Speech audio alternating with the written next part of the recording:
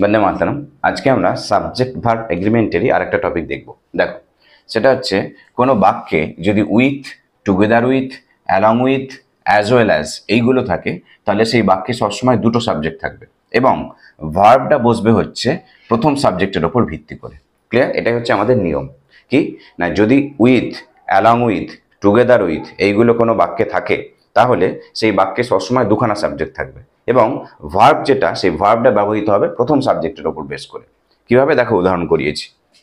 Mother along with her daughters is coming হয়। Is B ভার্বের form বসাতে বলেছিলাম, ইজ কামিং হয়। কেন?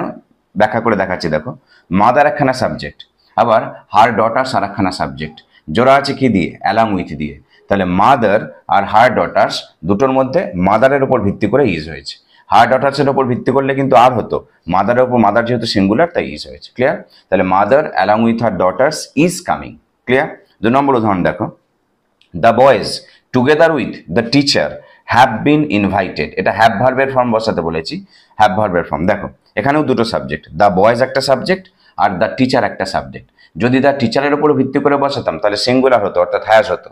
কিন্তু যেহেতু টুগেদার উইথ দিয়ে জোড়া আছে, তাই প্রথমটা অর্থাৎ দ্য বয়েজ যেটা প্লুরাল, তার উপর ভিত্তি করে বসেছি, তাই হ্যাভ বসেছে।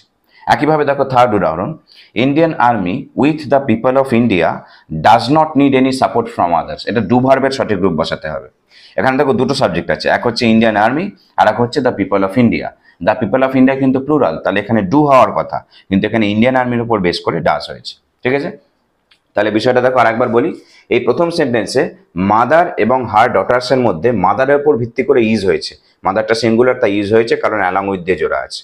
দ্বিতীয় সেন্টেন্সে the boys R the teacher দুটোর মধ্যে দ্য বয়েজের ওপর ভিত্তি করে হ্যাভ হয়েছে, দ্য বয়েজটা প্লুরাল তাই হ্যাভ হয়েছে, কারণ টুগেদার উইথ দিয়ে জোড়া আছে।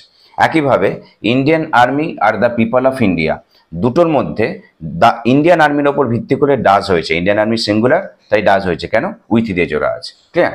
তাহলে বিষয়টা খুবই পরিষ্কার। বিষয়টা হচ্ছে এটা, যে একটা সেন্টেন্সে যদি with, along with, together with, as well as এসব থাকে, তাহলে সেই সেন্টেন্সে সবসময় দুখানা সাবজেক্ট থাকবে, কিন্তু আমি সবসময় প্রথম সাবজেক্টটা অনুযায়ী ভার্ব বসাবো। অর্থাৎ প্রথম সাবজেক্টে যদি সিঙ্গুলার হয় তাহলে সিঙ্গুলার ভার্ব, আর প্রথমটা যদি প্লুরাল হয় তাহলে প্লুরাল ভার্ব।